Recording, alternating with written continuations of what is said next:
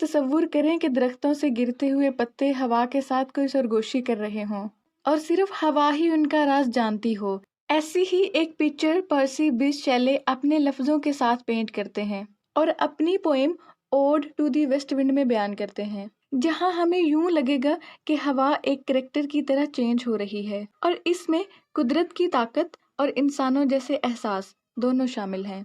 अगर बात करें इस पोएम के कॉन्टेक्स्ट की कि ये क्यों लिखी गई, इसके लिखने का क्या पर्पस यानी क्या मकसद था, तो ये पोएम 19वीं सदी के शुरू में लिखी गई जब यूरोप में बहुत सारी पॉलिटिकल चेंजेस हुई। 1803 से 1815 के दौरान नेपोलियनिक वार्स हुए, जिसमें एक तरफ ब्रिटेन और दूसरी तरफ फ्रांस था। इन जंगों से बहुत बदअमनी और बेसुकूनी फैली। इससे पहले फ्रेंच रेवोल्यूशन भी हुआ, जब फ्रेंच मोनार्क का डाउनफॉल हुआ और पावर डायनामिक्स शिफ्ट हुई। फिर इंडस्ट्रियल रेवोल्यूशन हुआ, इंडस्ट्रीज लगाई गई, टेक्नोलॉजी एडवांस होने लगी, लोग देहातों से शहरों की तरफ जाने लगे और इन एक्टिविटीज़ ने नेचुरल वर्ल्ड पर बहुत गहरा असर किया। चूंकि शैले रोमांटिक मूवमेंट का हिस्सा थे, इसलिए उन्होंने अपनी पोइट्री में नेचर और उसकी ब्यूटी को जाहिर किया और सोशल वैल्यूज को क्रिटिसाइज किया, क्योंकि वो उस टाइम की पॉलिटिकल सिचुएशन से बहुत उदास थे और तब्दीली चाहते थे। ये पोएम 1819 में इटली के एक शहर फ्लोरेंस में लिखी गई। ये पोएम 5 सेक्शंस में डिवाइड की गई और हर सेक्शन 14 लाइंस पर मुश्तमिल है, यानी हर सेक्शन एक सोनेट है, जिसमें पहले 4 स्टैंजास 3-3 लाइंस के हैं और आखिरी स्टैंजा कपलेट है, यानी 2 लाइंस पर मुश्तमिल है। पहले 3 सेक्शंस में पोएट वेस्ट विंड की पावर और क्वालिटीज को बयान करते हैं और लास्ट वाले 2 सेक्शंस में वो विंड को अपने साथ रिलेट करने लगते हैं। ये आयम्बिक पेंटामीटर में लिखी गई और इसकी राइमिंग स्कीम है ABA BCB CDC DED EE।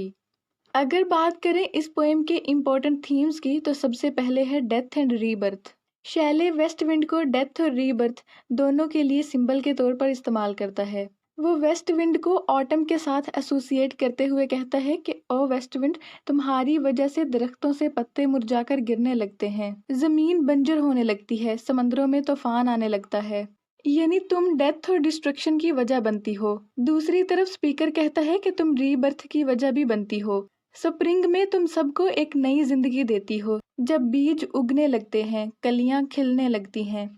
फिर है change and transformation. Shelley west wind को चेंज एंड ट्रांसफॉर्मेशन के लिए मेटाफर के तौर पर इस्तेमाल करते हुए अपनी पर्सनल डिजायर्स को शो करता है। फिर है revolution and freedom. Shelley revolutionary poet समझे जाते हैं।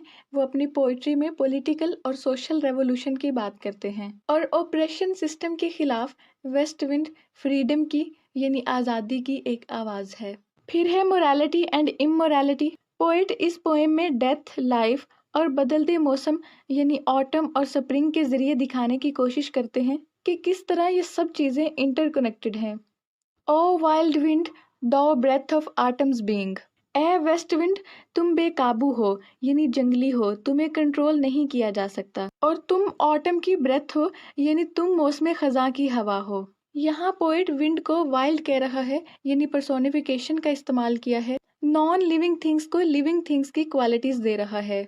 Thou from whose unseen presence the leaves dead are driven। तुम इनविजिबल हो यानी नजर नहीं आती, लेकिन तुम डेड लीव्स यानी मुर्दा पत्तों को बखेर देती हो, ऐसे पत्ते जो मुरझाकर गिर जाते हैं। Like ghosts from an enchanter fleeing, और वो पत्ते किसी जादूगर से भागते हुए भूत की तरह लगते हैं। लीव्स डेड, यहाँ पोएट ने एनास्ट्रोफ का इस्तेमाल किया है, यानी वर्ड्स के नॉर्मल ऑर्डर को रिवर्स कर दिया है। लाइक घोस्ट्स यहाँ सिमिली का इस्तेमाल करता है और पत्तों को भूत से तशबीह देता है। Yellow and black and pale and hectic red, ये पत्ते पीले, स्याह, सफ़ेद और सुर्ख होते हैं। पत्तों के ये तमाम रंग सिंबलाइज करते हैं डेथ और डिके को। Pestilence, stricken, multitudes.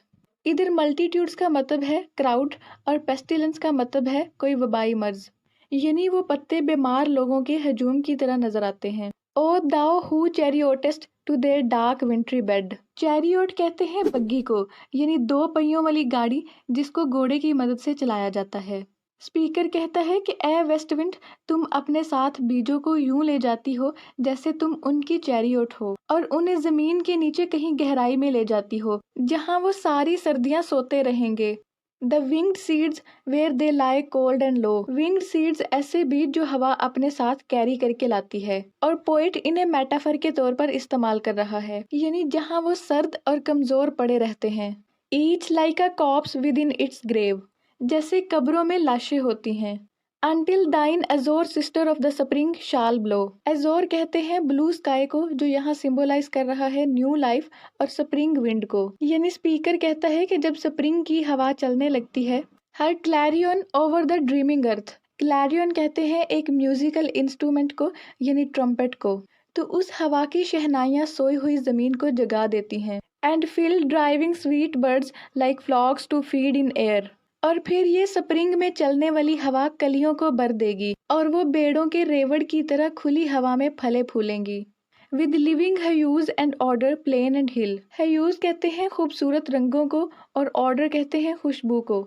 ये बहार की हवा घास के मैदानों और पहाड़ियों को मीठी खुशबू और खूबसूरत रंगों से भर देती है। Wild spirit which art moving everywhere. फिर स्पीकर कहता है कि ये बेकाबू हवा जो हर तरफ चल रही है। डिस्ट्रॉयर एंड प्रिजर्वर, ये तबाह कर देने वाली और निजात दिलाने वाली दोनों हैं, यानी ये डेथ और रीबर्थ दोनों की वजह बनती है।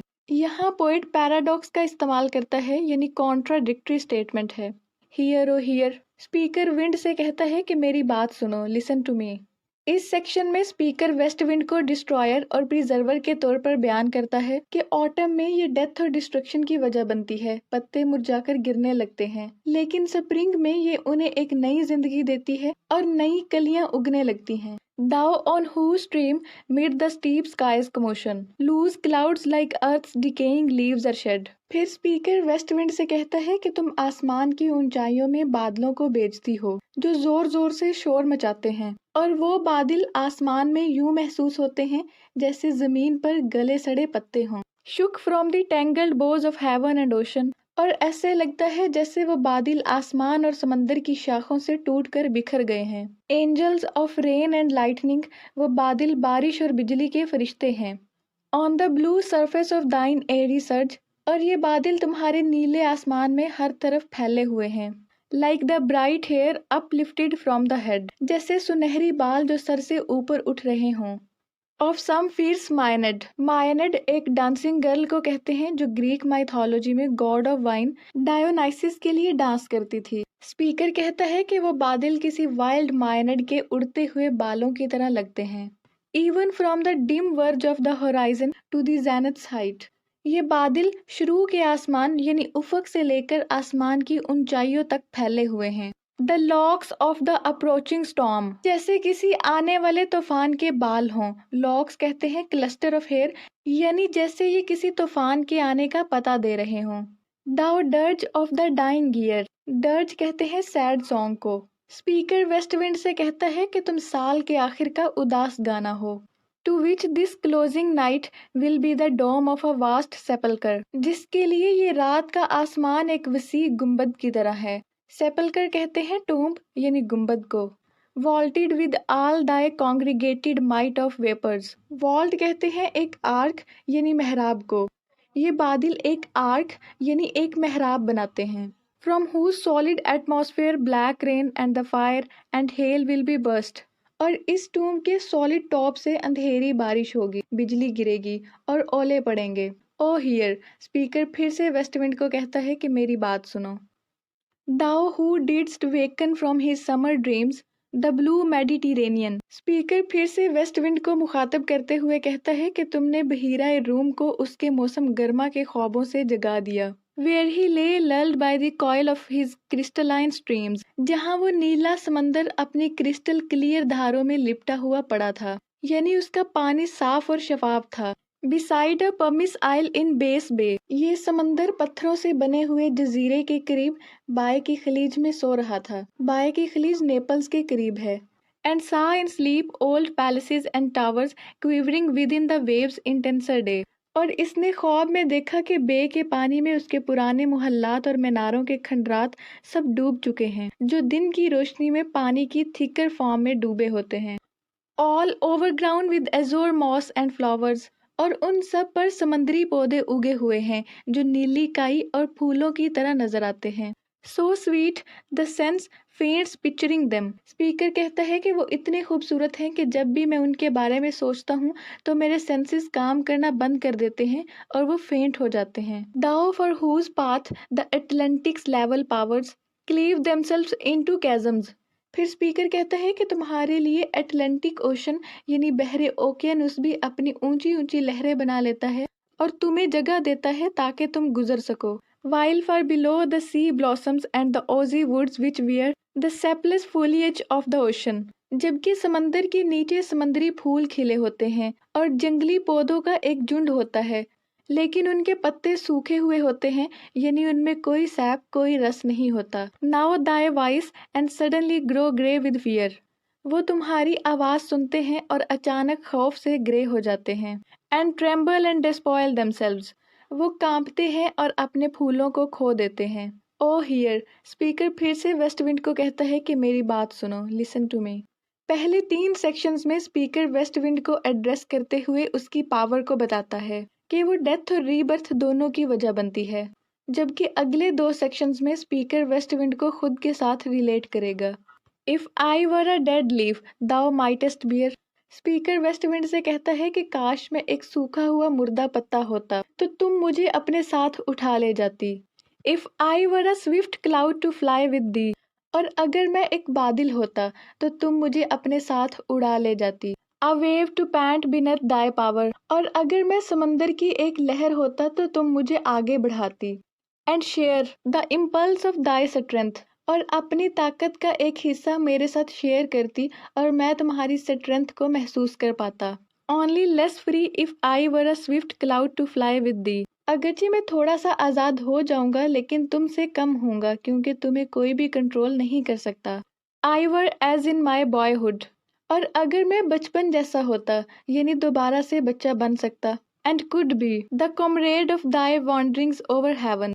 तो मैं तुम्हारा दोस्त होता और तुम्हारे साथ आसमानों की सैर करता और घूमता। As then when to outstrip thy skyey speed scarce seemed a vision. और मुझे ये सोचना अजीब और क्रेजी नहीं लगता कि मैं भी तुम्हारी तरह तेज रफ्तार हो सकता हूँ। I would never have striven as thus with thee in prayer in my sore need. तब मैं मायूसी में तुझे ना पुकारा करता, तुझसे दुआ ना किया करता अगर मैं तुम्हारे साथ उड़ता। O lift me as a wave a leaf a cloud. ए हवा मुझे किसी बादल किसी पत्ते या किसी लहर की तरह उठा लो। I fall upon the thorns of life I bleed. मैं जिंदगी के कांटों पे गिरा हूँ जिससे मेरा खून बहने लगा है। A heavy weight of hours has chained and bound। वक्त के बारीक घंटों ने मुझे बेड़ियां डाल दी हैं और मुझे अपना गुलाम बना लिया है। One too like thee, tameless and swift and proud। हालांकि कभी मैं भी तुम्हारी तरह गुरूर करने वाला तेज और बेरहम था। Make me thy lyre even as the forest is. Lyre कहते हैं एक म्यूजिकल इंस्ट्रूमेंट को। फिर स्पीकर वेस्ट विंड से कहता है कि तुम मुझे अपना साज बना लो, जिस तरह जंगल है, यानी जब तुम जंगल से गुजरती हो तो एक आवाज प्रोड्यूस होती है, इस तरह मुझे भी अपना साज बना लो। What if my leaves are falling like its own. तुम्हें क्या पता कि मेरे पत्ते भी किसी जंगल के पत्तों की तरह गिर रहे हैं। The tumult of thy mighty harmonies will take from both a deep autumnal tone. तुम्हारी मौसीकी का हंगामा ट्यूमल्ट यानी तुम्हारे साज का असर मेरे और जंगल दोनों से एक गहरी ऑटम की मौसीकी निकालेगा। स्वीट दो इन सैडनेस। ये आवाज उदास होने के बावजूद खूबसूरत भी होगी। Spirit feeds my spirit. मेरी स्पिरिट भी तुम्हारी तरह बेकाबू हो माई स्पिरिट। बी दो मी इम्पीचुअस वन। तुम मुझ में मिल जाओ और हम एक हो जाएं। Drive my dead thoughts over the universe like withered leaves to quicken a new birth। मेरे मुर्दा ख्यालात को कायनात में गिरे हुए पत्तों की तरह बिखेर दो ताकि कुछ नया और पुरजोश जज्बा पैदा हो। यानी यहाँ शैले अपनी पोइट्री की बात कर रहे हैं कि उनकी पोइट्री और उनकी आवाज को दुनिया में फैला दो। And by the incantation of this verse. और मेरी इन लाइन्स को जिस तरह से मैं इन्हें पढ़ रहा हूँ। Scatter as from an unextinguished hearth. Ashes and sparks my words among mankind। राख और चिंगारियों की तरह मेरे इन लफ्जों को पूरी इंसानियत में फैला दो, ऐसी आग की तरह जिसे कोई बुझा ना सके। Be through my lips to unawakened earth। पूरी नस्ले इंसानी में मेरे जरिए बोलो और मेरे वर्ड्स फैला दो और इस तरह मेरे लफ्जों को मुस्तकबिल की पेशगोई में बदल दो। O wind, if winter comes can spring be far behind. ए हवा, अगर सर्दियां आ जाएं तो क्या बहार जल्द ही उसके पीछे नहीं आने वाली। यानी स्पीकर कहता है कि अगर सर्दियां आती हैं तो उनके बाद बहार भी होती है। यानी यहाँ पे स्पीकर एक होप, एक उम्मीद जाहिर कर रहा है। और पोएम के लास्ट पे स्पीकर ऑप्टिमिस्टिक एटीट्यूड जाहिर करता है। अगर बात करें इस पोएम के इम्पोर्टेंट सिंबल्स की, तो वेस्ट विंड सिंबलाइज करती है डिस्ट्रक्शन को भी और ट्रांसफॉर्मेशन को भी। लीव्स यानी पत्ते सिंबलाइज करते हैं साइकिल ऑफ लाइफ को, यानी डेथ और रीबर्थ को। सीड्स यानी बीज सिंबलाइज करते हैं न्यू बिगिनिंग को, ग्रोथ और चेंज को। ऑटम सिंबलाइज करता है डिक्लाइन और डिके को। स्प्रिंग सिंबलाइज करता है ग्रोथ और रिन्यूअल को। एशेस सिंबलाइज करते हैं डिस्ट्रक्शन को। चैरियट सिंबलाइज करती है मूवमेंट और पावर ऑफ विंड को।